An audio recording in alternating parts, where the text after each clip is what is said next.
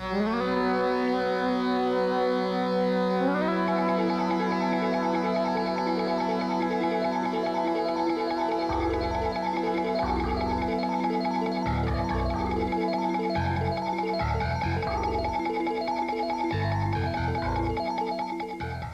cooperação científica internacional dá mais um passo à frente. O ministro da Ciência e Tecnologia, Luiz Henrique da Silveira, assinou durante a viagem que fez a Havana um protocolo de intenções para a colaboração científica entre os dois países.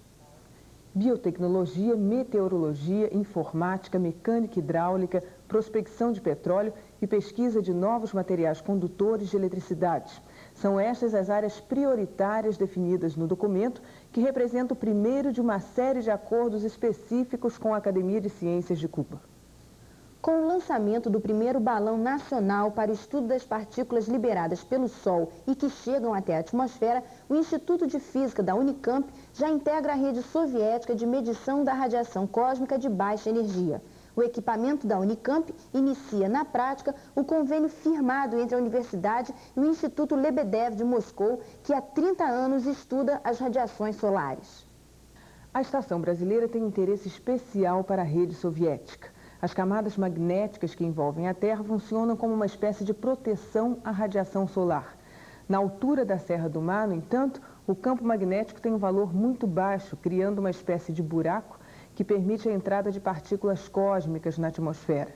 Os cientistas ainda não descobriram por que isso acontece, mas sabe-se que o valor do campo magnético nessa área é igual ao de uma nave em órbita, o que também torna possível, por exemplo, a utilização da região da Serra do Mar para simulação e análise de comportamento do homem ou animais em órbita. Médicos do Instituto de Psiquiatria da Universidade Federal do Rio de Janeiro estão usando drogas antidepressivas para combater a fobia social, uma doença nova que está sendo estudada em conjunto com o Instituto de Psiquiatria de Nova York. Esta semana, o psiquiatra americano Michael Leibovitz chegou ao Rio para conhecer os resultados do tratamento empregado pelos brasileiros.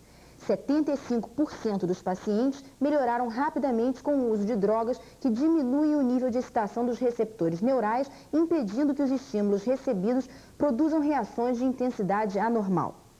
Descoberta há poucos anos, a fobia social é uma espécie de ansiedade que se manifesta sob a forma de tremores, suor e batimentos cardíacos acelerados, quando o indivíduo é obrigado a realizar atos sob a observação de outras pessoas. E podem ser atos aparentemente banais, como comer ou falar em público, assinar documentos ou até mesmo cheques. Dá licença, o senhor se incomoda que eu fique vendo enquanto o senhor assina o cheque? Ah, tudo bem. Então eu vou ficar aqui olhando. Por quê? Por quê? O senhor não se incomoda? Eu quero só olhar enquanto o senhor assina o cheque. Por que tem que eu ficar olhando aqui? Me diga uma coisa, o senhor não gosta de assinar um cheque e escrever em público? Não, prefiro fazer sozinho. Por quê? Sei lá, é mania. O público pode não assustar muita gente, pode inibir outros, mas existe um grupo de pessoas que procuram o isolamento por medo dos contatos sociais. Essas pessoas são chamadas pela psiquiatria de fóbicos sociais. Para elas, atos corriqueiros são acompanhados de extrema ansiedade. Para quem sofre de fobia social, assinar cheque, segurar uma xícara de café e até mesmo comer é muito difícil, se alguém estiver por perto. Dá licença. Tá bom o cafezinho? Tá bom, sim. Me diga uma coisa, o senhor se incomoda de tomar café assim em público com todo mundo olhando? Sim, me incomodo, sim. Eu não gosto de tomar café assim em público, me sinto vergonha, sei lá, não gosto. Eu gosto no meu cantinho, sozinho. Quer dizer que o senhor gosta de fazer tudo do seu cantinho, solitário? Cantinho, solitário. Por quê, hein? Sei lá, tenho vergonha, a pessoa olhando pra mim, tomando café assim. Vou tomar café escondido. Escondido assim, sozinho, né? Há um ano e meio, o Dr. Márcio Versiani trabalha com uma equipe de psicólogos, assistentes sociais e médicos estudando a fobia social. Esta doença só é pesquisada do ponto de vista biológico em 2 centros do mundo, na Universidade de Colômbia, em Nova York, e no Instituto de Psiquiatria da Universidade Federal do Rio de Janeiro. Dr. Márcio, o que é a fobia social? A A fobia social, ela se caracteriza por um excesso de ansiedade social em situações nas quais as pessoas ficam diante de pessoas estranhas. A ansiedade social normal existe, é conhecida por todos, quer dizer, a ansiedade social, ela se manifesta quando a pessoa, por exemplo, fala em público, quando a pessoa encontra um estranho pela primeira vez, etc. No caso da fobia social, entretanto, essas reações de ansiedade, elas são extremamente exageradas, quer dizer, a pessoa simplesmente não consegue, por exemplo, comer em público, não consegue assinar um cheque na frente de um estranho, não consegue escrever em público. A pessoa simplesmente fica imobilizada com suores, tremores, uma série de sintomas de ansiedade toda vez que tem de fazer alguma coisa na presença de estranhos. O senhor se importa de assinar um cheque no meio de gente estranha? Importa. Por quê? Porque eu posso assinar, limpar o cheque e levar. É isso. A fobia social tem alguma relação com o medo que as pessoas hoje em dia têm nas grandes cidades de, por exemplo, medo de assalto? Bom, teoricamente não, porque o medo de assalto é um medo objetivo. Quer dizer, no Rio de Janeiro, por exemplo, as pessoas têm razões objetivas para terem medo de assalto, porque o assalto no Rio de Janeiro é extremamente frequente. A fobia social é diferente, a pessoa tem medo de estranhos. E pode ser qualquer estranho, quer dizer, não é o fato do estranho, digamos, ser um assaltante, não. Uma festa para uma pessoa dessas que tem fobia social é uma tortura. Vou fazer uma pergunta para o senhor. O senhor chega numa festa, na festa o senhor não conhece ninguém, o senhor se sente mal? Eu não gosto não, sinto muito tímido e não... Sabe como é que as pessoas olham a gente com mal olhado e não... Fica meio medroso? Fico meio assim, receoso, sabe como é que é, né? Em que esse estudo que vocês estão fazendo inova em termos do que já existe sobre fobia social? Inova bastante, porque a fobia social nos últimos 15 anos, quando ela foi melhor caracterizada do ponto de vista clínico, veja bem, que dessa sintomatologia, sintomas que eu descrevi, ela tem sido tratada principalmente pela psicoterapia e principalmente pela psicoterapia comportamental, mais até do que pela psicanálise. Enquanto que nós agora estamos empregando medicamentos para o tratamento dessa doença. Isso é uma revolução, quer dizer, no tratamento da fobia social. Quer dizer, a doença se nossos achados forem confirmados, a doença vai deixar de ser considerada um alvo principal da psicoterapia para ser mais uma das manifestações psiquiátricas passíveis de tratamento medicamentoso. O presidente Sarney assinou a regulamentação da Lei do Sangue. A partir desta semana, as secretarias estaduais de saúde têm um prazo de 90 dias para rever todas as licenças de funcionamento dos bancos de sangue. Com a assinatura da regulamentação, se torna obrigatória a realização de exames para a detecção de AIDS, sífilis, hepatite B e doença de Chagas em todo o sangue que for coletado. Antes da lei, também chamada Lei em Fio, esses exames nem sempre eram feitos, apesar de todo o alarde sobre AIDS. Se vão passar a ser feitos agora, ninguém sabe. Afinal, uma lei por si só pode não ser capaz de resolver problemas se não existir a coerção da fiscalização e a pressão da sociedade.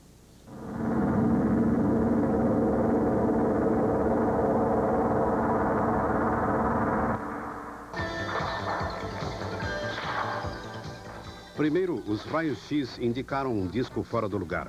As autoridades do zoológico de St. Louis temiam que Harpo tivesse que ser operado.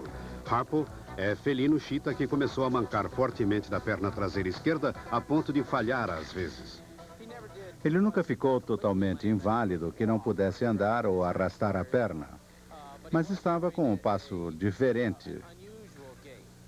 Ficamos preocupados que fosse um tumor que estivesse fazendo pressão na coluna. Nos preocupamos também que pudesse ser alguma infecção que pudesse se agravar. Esta é a razão por que os especialistas de radiologia do Instituto Mallinckrodt da Universidade de Washington foram consultados. Usando processos semelhantes aos aplicados aos pacientes humanos, os radiologistas tiraram várias chapas. Em seguida, fizemos um milograma no Instituto de Radiologia Mallinckrodt. O milograma foi normal. Depois disso, fizemos uma tomografia de computador, ou CAT scan, como se diz, e fizemos um exame da área em questão. A tomografia da Chita revelou que uma vértebra trincada com um disco deslocado estava causando manquejar e não um disco fora de lugar conforme se suspeitava. O descanso e não a operação foi recomendado. Agora, mais de 7 meses depois que os diretores do zoológico notaram o manquejar, Harpo está se movendo normalmente. Mais um paciente que foi salvo de uma operação graças ao diagnóstico perfeito de imagem de computador.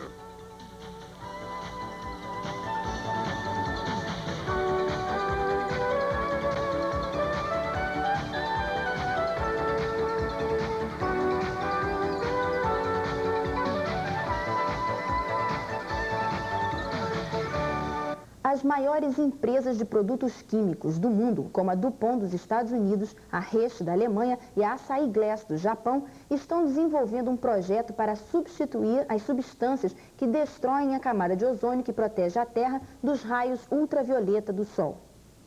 Os cientistas já sabem que os clorofluorocarbonos são os responsáveis pela destruição da camada de ozônio. Essas substâncias são usadas, por exemplo, em aerossóis, em aparelhos de ar-condicionado e em geladeiras. Com a união dos produtores, acelera-se o Acordo de Montreal, que previa uma redução gradual da produção dessas substâncias nocivas. O que acontece bem em tempo, já que o buraco da camada de ozônio vem aumentando também de forma acelerada.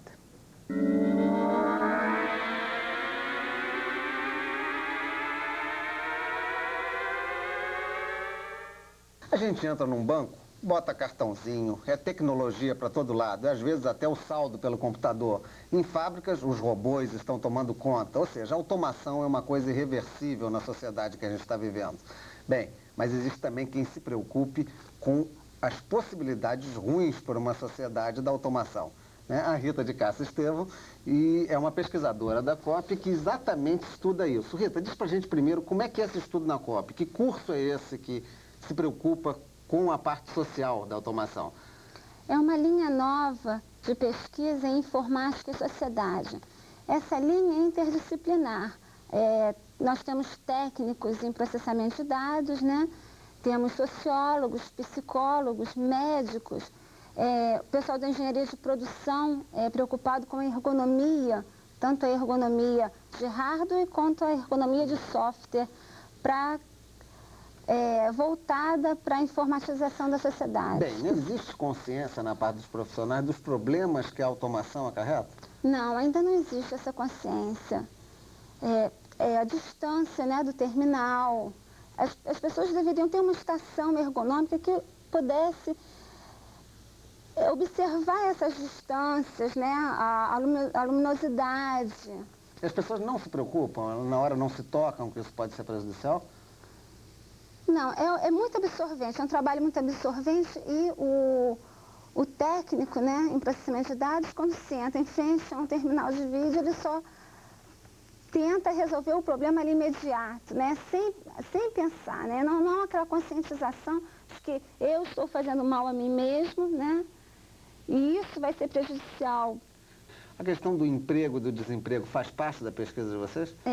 Essa parte de desemprego e desqualificação da mão de obra, né? Num país subdesenvolvido ainda como o nosso, que é muito industrializado, mas ainda em desenvolvimento, as pessoas não têm nível cultural para acompanhar a automação, né? Então é preciso que as empresas, a política, em geral, seja uma política de pleno emprego, né? E que reciclem as pessoas. Quer dizer, a automação deve ser feita paulativamente. Um degrau que você suba da automação, você deve avançar também no social, na reciclagem. E a questão, por exemplo, de redução de jornada de trabalho tem a ver realmente com a automação? Tem, porque o aumento de produtividade deveria ser redirecionado para os trabalhadores. De que maneira? Diminuição da jornada de trabalho, né? para que a pessoa tenha mais condições de cultura, de lazer, né? Do ponto de vista dos cientistas, que muito podem estar nos vendo, que tipo de posição vocês defendem do ponto de vista, que postura devem ter os cientistas em relação à questão da automação? Eu acho que eles devem se conscientizar que o problema realmente é grave, né? É uma revolução da informatização, como se costuma dizer, e apoiarem, né? Principalmente darem seu apoio, todos os cientistas, né? De todas as áreas, né? Se conscientizar que a automação vai influenciar na sua área de pesquisa, né? Na sua área de trabalho, e tentar ver quais os efeitos que a automação vai ter sobre eles mesmos. Vai ter sobre eles mesmos. Aí eu já te faço uma pergunta aqui meio pesadinha.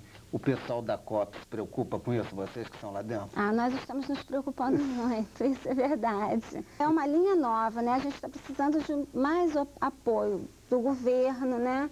Das instituições, até dos empresários, né? Que investam nessa linha.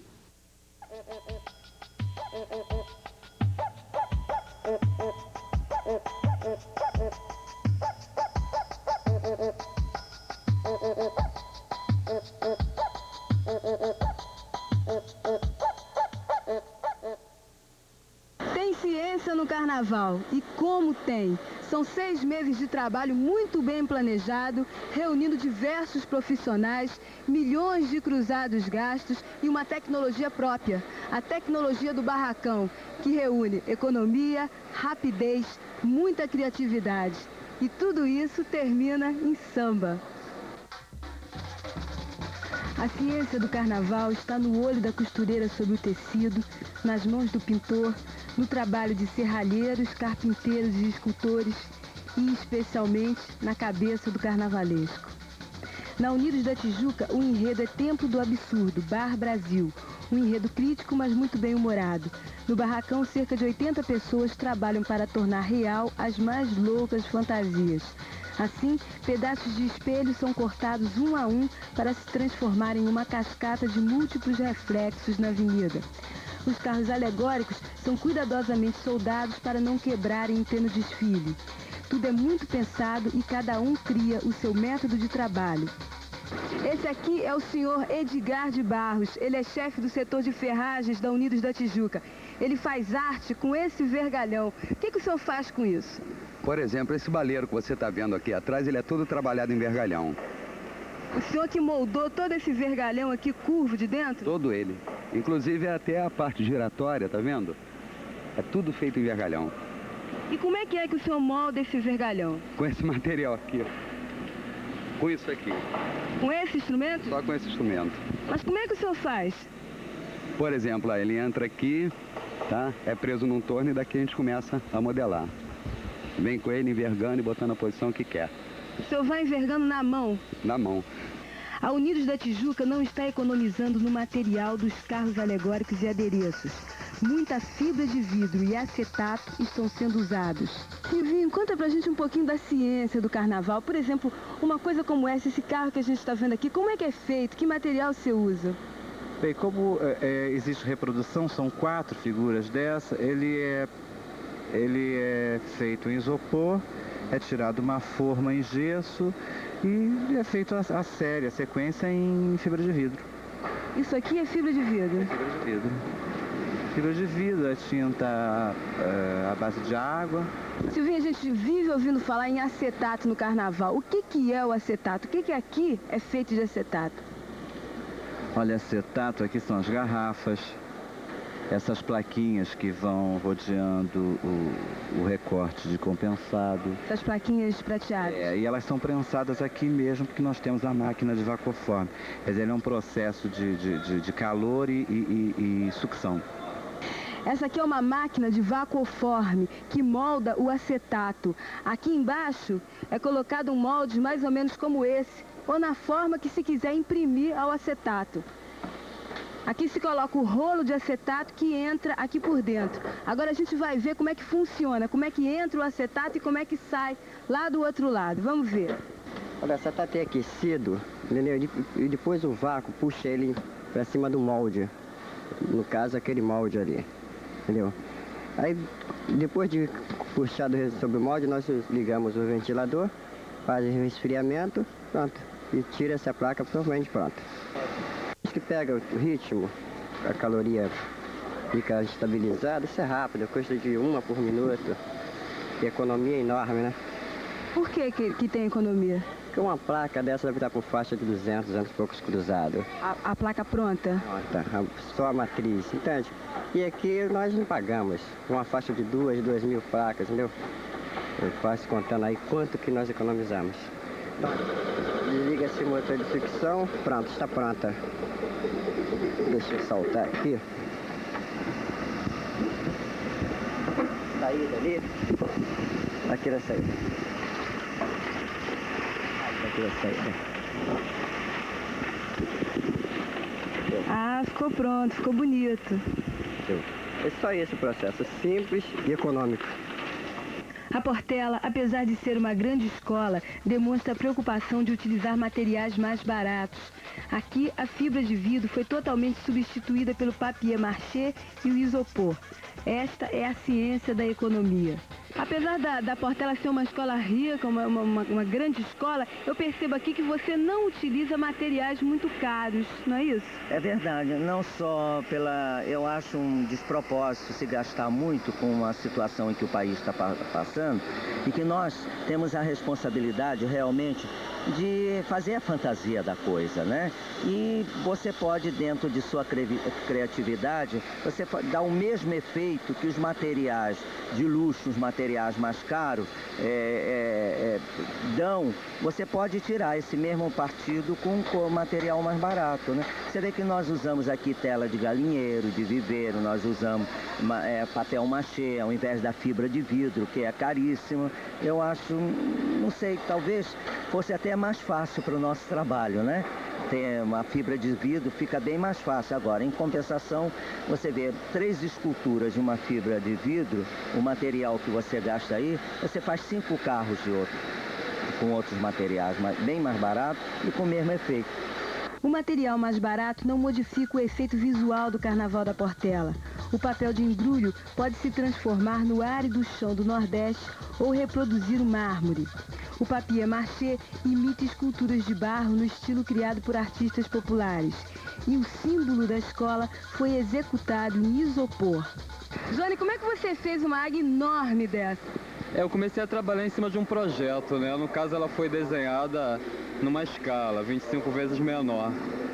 E daí, devido ao tamanho, né? Porque acabou saindo com 6 metros de comprimento, eu fui fazendo em partes, assim. No caso, a cabeça até aqui assim, né? O pescoço, o peito, uma parte do corpo e a cauda. Tudo isso feito separadamente e montado depois em cima da estrutura que vem no carro de ferro. E esse ano as asas balançam na avenida? Balançam, vem batendo. Como é que é feito esse efeito? Esse é um processo até meio primitivo, mas é o que funciona mais para carnaval, que vem uma pessoa aqui embaixo, puxando uma alavanca, e é dessa alavanca que surge o movimento mesmo, de sobe e desce. Quer dizer, a parte da escultura está toda pronta. O que esses meninos estão fazendo agora? Eles estão recobrindo o isopor com intertela, com murim e cola de farinha de trigo, que é o que dá resistência ao isopor, né? Quer dizer que é cola de farinha de trigo que vocês usam? De trigo, é cola de farinha de trigo. As coisas não são assim tão sofisticadas, né, como aparecem. Um detalhe que não pode ser esquecido pelo carnavalesco é o horário em que sua escola vai desfilar. A Portela foi visualmente preparada para enfrentar a luz do dia, já que é a última a entrar na avenida no domingo. Geraldo, qual é a preocupação que um carnavalesco deve ter em função da escola desfilar de dia ou de noite? Bom, de noite é muito bom, porque à noite tem mistério, né? À noite o brilho é muito melhor, né? Você usar uma quantidade de brilho em mais intensidade, tudo isso. Agora, o dia é você colocar desenhos, linhas e, por exemplo, nós estamos usando a cor da Portela em vários tons, o azul em vários tons, o branco, um pouquinho de dourado também, mais dourado que o prata, porque eu não gosto muito do prata durante o dia. Eu acho que o prata durante o dia fica cinza, vira lápis. Mas o dourado é muito bonito. Então, eu acho que o fator, vamos dizer, a coisa primordial para durante o dia são as linhas, são os desenhos nítidos, sabe? E o colorido. O enredo da Portela é Na Lenda Carioca os Sonhos do Vice-Rei, uma homenagem aos 100 anos da abolição da escravatura. O que chama a atenção no barracão é a organização, os horários e atribuições bem definidas e o chão sempre limpo. E aí a gente descobre outra ciência, a ciência da administração de uma festa tão grande como o Carnaval. E o responsável pelo planejamento e administração do Carnaval da Portela é o seu Valdemar Martino. Seu Valdemar, me diga uma coisa, como é que é o seu trabalho? O trabalho é de organizar todos os trabalhos dentro do barracão, ou seja, compra, administrar, disciplina, limpeza, tudo que fala sobre o barracão, inclusive na economia. Quer dizer, o senhor contrata o pessoal, faz as compras, verifica preços, tudo isso com o senhor? Tudo é comigo. Eu sou o primeiro a chegar no barracão. Então, automaticamente, contrato o escultor, o ferreiro, o carpinteiro e o aderecista. Aí começamos a empregar o pessoal. Hoje estamos no total de 89. O trabalho do seu Valdemar já está no fim. Amanhã e segunda-feira, as escolas de samba do grupo 1A estarão desfilando na Marquês de Sapucaí. Quem vê e se deslumbra nem se lembra que por trás da arte existe tanta ciência. Mas também não tem mais importância. É carnaval e o samba está na avenida. É isso. Um bom carnaval e até semana que vem.